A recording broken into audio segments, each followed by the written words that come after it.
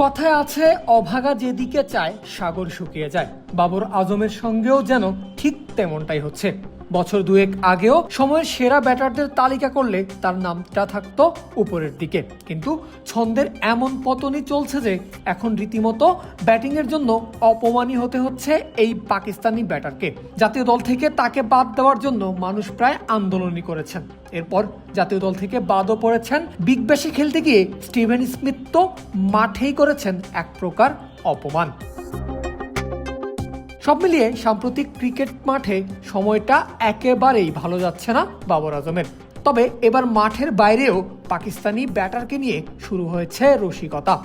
ঘটনার সূত্রপাত একটা বিজ্ঞাপনের শুটিংকে কেন্দ্র করে। 5+ স্টার রেটিং প্রাপ্ত দেশের সর্বোচ্চ বিদ্যুৎ সাশ্রয়ী ওয়ালটন এসি স্মার্ট কমফোর্ট এখন নেক্সট লেভেলে। বিজ্ঞাপনটির শুটিংয়ের সময় দেখা যায় সহজ একটা ক্যাচ ফেলে দিয়েছেন বাবর আজম। ডান দিকে ঝাঁপিয়ে পড়ে একটি ক্যাচ তোলার দৃশ্য ছিল তার স্ক্রিপ্টে। যেভাবে স্লিপের ফিল্ডাররা ক্যাচ ধরেন ঠিক সেভাবেই বাবরের নিরাপত্তার জন্য রাখা হয়েছিল নরম একটা বিছানাও। ক্যাচটার জন্য ঝাঁপিয়ে বাবরের বিছানার ওপর পড়ার কথা ছিল। পিএসএল এর আগে যাতে বাবরের চোট না লাগে তা নিশ্চিত করতেই এই বিছানার ব্যবস্থা করা হয়েছিল, কিন্তু সবকিছু ঠিকঠাক থাকলেও ক্যাচটি ধরতে পারেননি বাবর আজম। আর শুটিংয়ের সেই দৃশ্য কেউ একজন মুঠোফোনে ভিডিও করে আপলোড দেন সামাজিক মাধ্যমে। এরপরই তা ভাইরাল হয়ে যায়।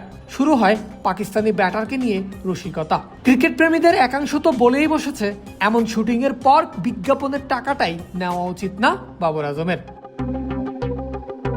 এদিকে টি-20 বিশ্বকাপে বাবরের পারফরমেন্স নিয়ে ক্ষোভ তৈরি হয়েছিল পাকিস্তানি দর্শকদের মধ্যে। তাকে প্রথম একাদশ থেকে বাদ দেওয়ার দাবিও উঠেছিল। পরে জানা যায় ইনজুরি লুকিয়ে বিশ্বকাপ খেলেছিলেন বাবর আজম। আর সমস্যা বেড়ে যাওয়ায় বিশ্বকাপের পর পাকিস্তানের জাতীয় টি-20 টুর্নামেন্টে খেলেননি তিনি। এরপর বাদ পড়েছেন বাংলাদেশের বিপক্ষে 3 ম্যাচের ওয়ানডে সিরিজ থেকেও।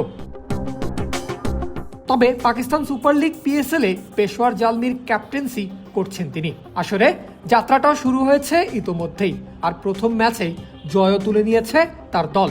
215 রানের টার্গেটে রাওয়ালপিন্ডি পিন্ডিজকে হারানোর ম্যাচে 28 বলে 39 রান করেছেন বাবর আজম। পারভেজ আল হাসান, ক্রিক ফ্রেন্জি।